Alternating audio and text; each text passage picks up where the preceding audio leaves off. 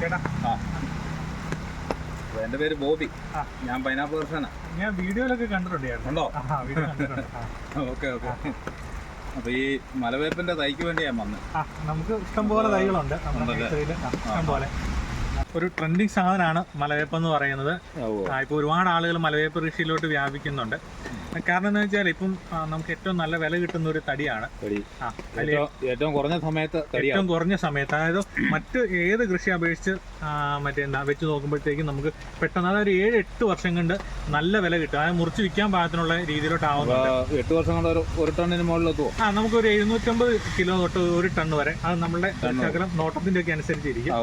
എന്നാൽ ആവറേജ് 1 ടണ്ണൊക്കെ വരെ കിട്ടുന്നുണ്ട്. ഇപ്പം നിലവിൽ നമുക്കൊരു 12,000-13,000 രൂപ വരെ പെരുമ്പാവൂർ മാർക്കറ്റിൽ നെല്ലില് മറ്റേ പ്ലൈവുഡ് കമ്പനിക്കാർ 1 ടണ്ണിന് വില കിട്ടുന്നുണ്ട്. പക്ഷെ അന്നേരം നമുക്ക് പറമ്പിൽ വരുമ്പോഴത്തേക്ക് അത്രയും കിട്ടിയല്ല.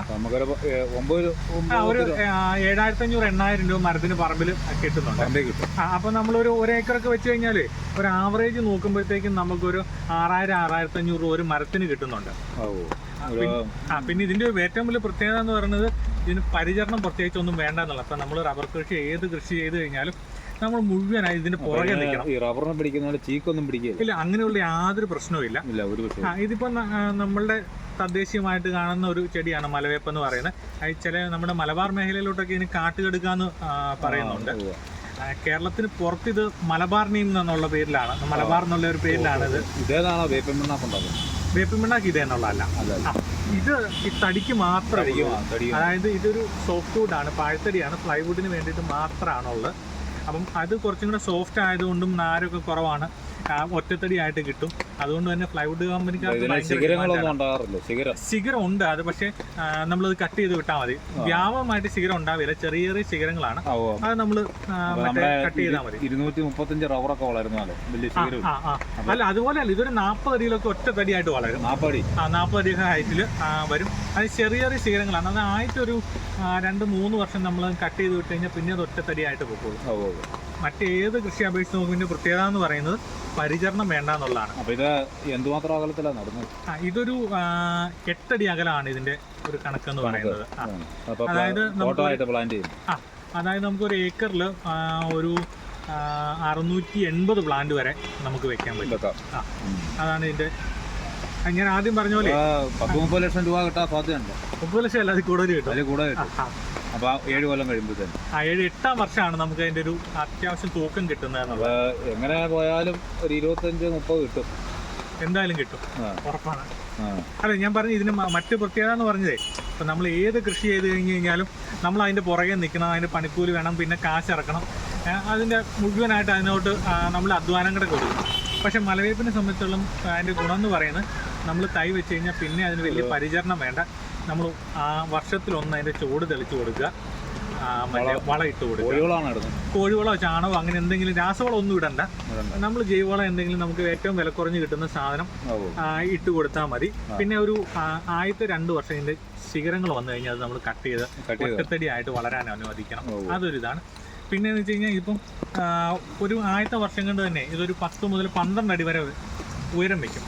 അപ്പൊ ആദ്യത്തെ വർഷങ്ങളിൽ ഇതിന് വണ്ണം കുറവായിരിക്കും. അപ്പൊ നമ്മൾ ശ്രദ്ധിക്കേണ്ട ഒരു കാര്യം എന്ന് വെച്ച് കഴിഞ്ഞാൽ ആദ്യത്തെ വർഷങ്ങളിൽ കാറ്റ് പിടിക്കാനുള്ള സാധ്യത ഉണ്ടെങ്കിൽ, അങ്ങനെയുള്ള പ്രദേശമാണെങ്കിൽ ഒന്ന് കെട്ടിക്കൊടുക്കണം.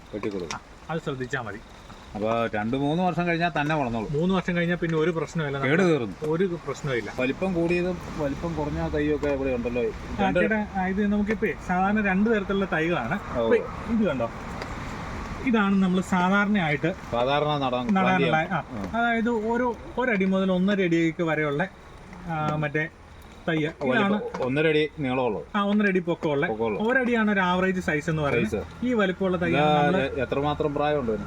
ഇതൊരു 2 മാസമൊക്കെ. 2 മാസം.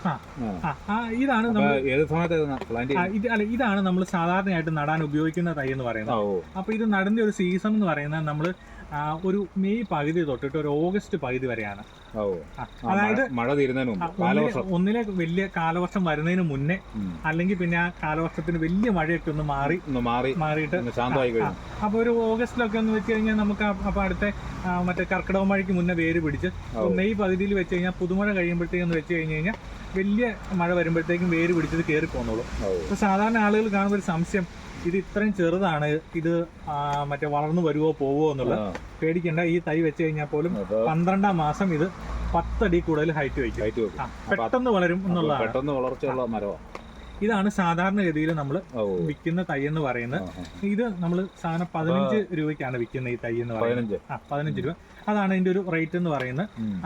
നമുക്ക് ഇവിടെ വന്ന് എടുക്കണം. ഇപ്പൊ കുറച്ചൊക്കെ ആണെങ്കിൽ ഇവിടെ വന്ന് എടുക്കാം. പിന്നെ കൂടുതൽ നമ്പറൊക്കെ ഉണ്ടെങ്കിൽ നമ്മൾ ഈ ഇത് സൈറ്റിൽ എത്തിച്ചു കൊടുക്കും, എത്ര എണ്ണം ഉണ്ടെങ്കിൽ വേണം. ഇതെന്ന് പറയുന്നത് നമ്മള് ഇത് പ്രത്യേക ആളുകളെ, ഇത് കുറച്ചും കൂടെ വലിയ തൈയാണ്. ഇത് പ്രത്യേക ആളുകൾ മറ്റേ പറഞ്ഞ് ചെയ്യിക്കുന്നതാണ്. അപ്പം കുറച്ച് വലിയ തൈ വേണം, കുറച്ച് പെട്ടെന്ന് വളരണം എന്നുള്ള രീതിയിൽ ഇതൊരു 4-5 മാസം ഇതിപ്പോ ഒരു 3-4 മാസം ആയതാണ്. അപ്പൊ വണ്ണം നോക്കി കണ്ടോ. അപ്പൊ അത് കേടുവന്ന് പോകാതിരിക്കാൻ ഇത് വെച്ച് കഴിഞ്ഞാൽ നമുക്ക് 100% 100 മരം വെച്ചാൽ 100 എണ്ണം ഗ്യാരണ്ടി. ഇതൊരു മറ്റേ നമുക്കൊരു 10% ഒക്കെ പോകാനുള്ള സാധ്യതയുണ്ട് ചെറുതായതുകൊണ്ടേ. അപ്പം ഇതാകുമ്പോഴത്തേക്ക് ആ ഒരു പ്രശ്നമില്ല. അങ്ങനെ പ്രശ്നമില്ല. അപ്പൊ അതിന് വേണ്ടിയിട്ട് ഇതിപ്പം ഇങ്ങനെ പ്രത്യേകം വേണമെന്ന് പറയുന്നവർക്കും വേണ്ടി മാത്രം നമ്മൾ തയ്യാറാക്കുന്നതാണ്. 2 രീതിയിലും നമ്മൾ കൊടുക്കും. 2 രീതിയിലുണ്ട്. പക്ഷെ ഇത് കിട്ടണമെങ്കിൽ നമ്മൾ നേരത്തെ പറയണം. വെച്ച് കഴിഞ്ഞാൽ ആ ഒരു 3 മാസം എടുക്കും നമുക്ക് ഈ തൈ തരാൻ വേണ്ടിയിട്ട്. ഇതാണെങ്കിൽ നമുക്ക് എപ്പോഴും നമ്മുടെ അടുത്ത് ഒരു 50,000 തൈ നമ്മുടെ അടുത്ത് സ്റ്റോക്ക് ഉണ്ട്. എത്ര എണ്ണം വേണമെങ്കിലും നമുക്ക് ആ തൈ ഉണ്ട്.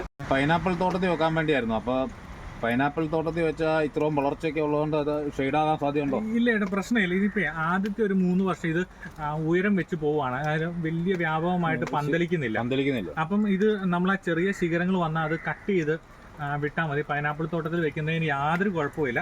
ഇത് ഒന്നിലെ നമുക്കിത് ഇതിന്റെ ആദായം മാത്രം പ്രതീക്ഷിച്ച് നടാം, അല്ലെ പൈനാപ്പിളിനൊക്കെ ഇടവിളയായിട്ട് നടാം, അല്ലെങ്കിൽ ഇത് നമുക്ക് കൊടിക്കാലായിട്ട് ഉപയോഗിക്കാം. കൊടി കയറ്റി വിടാനാണെങ്കിൽ നമ്മൾ ശ്രദ്ധിക്കേണ്ട ഒരു കാര്യം എന്ന് വെച്ച് കഴിഞ്ഞാൽ ഒരു 20 അല്ലെങ്കിൽ 25 അടി ഹൈറ്റിൽ മുറിച്ച് വിട്ടാൽ മതി. അപ്പം ആ രീതിയിൽ നമുക്ക് നന്നായിട്ട് കൊടിക്കാലായിട്ട് ഉപയോഗിക്കാം. ഇതിന് മറ്റു പ്രശ്നങ്ങളൊന്നും വരികയില്ല. ബൾക്കായിട്ടുണ്ടെങ്കിൽ മാത്രമേ എത്തിച്ചു കൊടുക്കുള്ളൂ, അതേ ചെറിയ അളവിലും ഇത് എത്തിച്ചു കൊടുക്കുമോ? അത് നമുക്ക് എങ്ങനെ വേണമെങ്കിലും എത്തിച്ചു കൊടുക്കാം ചേട്ടാ. ഇപ്പം ചേട്ടനിപ്പോൾ റാന്നിയിൽ ഇപ്പോൾ ഒരു 300 തയ്യ വേണ്ടതെന്ന് വെച്ചോ, അപ്പം നമുക്ക് എത്തിക്കാൻ പറ്റും. പക്ഷെ അന്നേരം ഒരു കാര്യം എന്ന് വെച്ച് കഴിഞ്ഞാൽ നമ്മളിപ്പോൾ ചേട്ടനുള്ളത് മാത്രമായിട്ടല്ല കൊണ്ടുവരുന്നത്. ഇപ്പം ഞാൻ റാന്നി പ്രദേശം ഏരിയ അല്ലെങ്കിൽ ആ ഒരു റൂട്ട് കണക്കാക്കിയിട്ട് ഇപ്പോൾ റാന്നിയാണെങ്കിൽ പത്തനംതിട്ടയോ അല്ലെങ്കിൽ ആ ഒരു പ്രദേശം കണക്കാക്കി ഞാൻ കുറച്ച് ഓർഡറുകൾ നോക്കിയിട്ട് ആ എല്ലാ ഓർഡറും കൂടെ ഒരുമിച്ചായിരിക്കും എത്തിക്കും. അപ്പം എനിക്ക് ചേട്ടന് മറ്റേ ഈ റേറ്റിൽ തന്നെ എനിക്ക് അവിടെ തരാൻ പറ്റും. അപ്പം എനിക്ക് ചേട്ടനെ സംബന്ധിച്ചുള്ള ഈ റേറ്റിൽ ഇത്രയാണ് അവിടെ കിട്ടുന്നതുകൊണ്ട് ചേട്ടന് ലാഭം. എനിക്ക് കുറച്ചും അധികം ഞാൻ ഒരുമിച്ച് കൊണ്ടുവരുന്നതുകൊണ്ട് എനിക്കും നഷ്ടമില്ല. അപ്പം മറ്റേ നമുക്ക് കുറച്ചാണെങ്കിലും ആ ഓർഡറുകൾ ഉണ്ടെങ്കിൽ അവിടെ എത്തിക്കാൻ പറ്റും. അല്ലെ പിന്നെ ഇവിടെ വന്ന് ഇവിടെ വന്ന് കളക്ട് ചെയ്യണം. ഇനിയിപ്പം മറ്റേ ഒരു 1000 എണ്ണമൊക്കെ മേളിലാണെങ്കിൽ ചേർന്ന് ഒരാൾക്ക് മാത്രമായിട്ട് നമ്മൾ എത്തിച്ചേരാൻ പറ്റും. കയറി വന്നപ്പോ ശ്രദ്ധിച്ചായിരുന്നു ഈ പുറത്തൊരു ഭയങ്കര ബോർഡ്, ഈനാട് ക്യാമ്പസ്. എന്ന് വെച്ചാൽ ഇത് നമ്മൾ ഈ സ്ഥാപനം ഇതെല്ലാം മറ്റേ ഒരു സഹകരണ സംഘമാണ്. ഈനാട് യുവജന സഹകരണ സംഘം എന്ന് പറഞ്ഞ യുവാക്കളുടെ ഒരു സഹകരണ സംഘമാണ്, യുവാക്കളുടെ പ്രസ്ഥാനമാണ്. അപ്പൊ അതിനോടനുബന്ധിച്ച് പലതരത്തിലുള്ള സംരംഭങ്ങൾ ഇതിനകത്ത് നടക്കുന്നുണ്ട്. അപ്പം അതിലൊരു സംരംഭമാണ് നമ്മളുടെ കാർഷിക നഴ്സറി.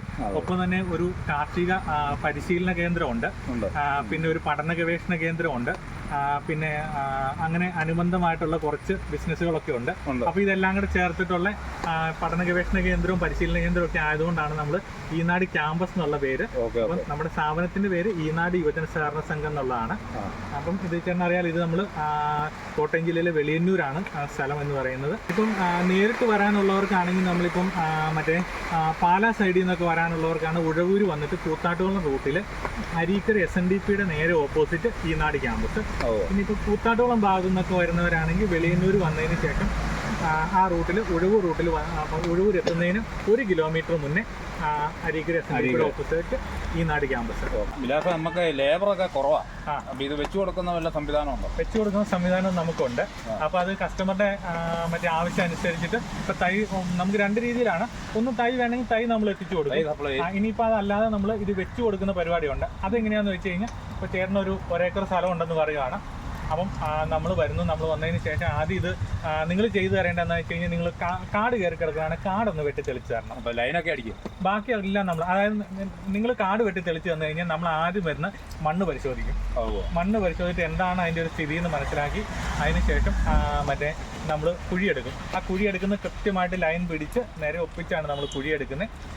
അത് 1.5 അടി മറ്റേ ആഴത്തിലുള്ള കുഴി, നമ്മൾ 8 അടി അകലത്തിൽ കുഴിയെടുക്കും. അതിനുശേഷം ആ മണ്ണിൻ്റെ പരിശോധനാ ഫലം അനുസരിച്ചിട്ടുള്ള അടിവളം ഇട്ട് കൊടുക്കും. അതിൻ്റെ pH എല്ലാം മെയിൻറ്റെയിൻ ചെയ്യുന്നതിന് വേണ്ടി പച്ചക്കക്കയുടെ പൊടി, മറ്റ് അടിവളങ്ങളെല്ലാം ഇട്ട് കൊടുക്കും. അത് വളമൊക്കെ നമ്മളുടെ സൊസൈറ്റിയുടെ സ്വന്തം ഉൽപ്പന്നമാണ്, നമ്മൾ പുറത്തുനിന്ന് വാങ്ങുന്ന ഒന്നുമല്ല, പൂർണ്ണമായിട്ടും ജൈവവളമാണ്. അപ്പോൾ ആ വളം ഇട്ട് കൊടുക്കും. അതിനുശേഷം നമ്മൾ തൈ പ്ലാന്റ് ചെയ്ത് കൊടുക്കുകയാണ്. ആ തൈ നട്ടു കൊടുത്തതിന് ശേഷം ആ തൈ വേര് പിടിച്ചത് വളരുന്നു എന്ന് ഉറപ്പാക്കിയിട്ടേ നമ്മൾ പിൻവാങ്ങുള്ളൂ. അതിന് നമ്മൾ ഗ്യാരണ്ടിയാണ് നമ്മൾ തരുന്നത്. ഓക്കെ. വീഡിയോ ഇഷ്ടപ്പെട്ടാൽ ലൈക്ക് അടിക്കുകയും നിങ്ങളുടെ അഭിപ്രായങ്ങളും നിർദ്ദേശങ്ങളും കമൻറ്റായി രേഖപ്പെടുത്തുകയും ചെയ്യുമല്ലോ.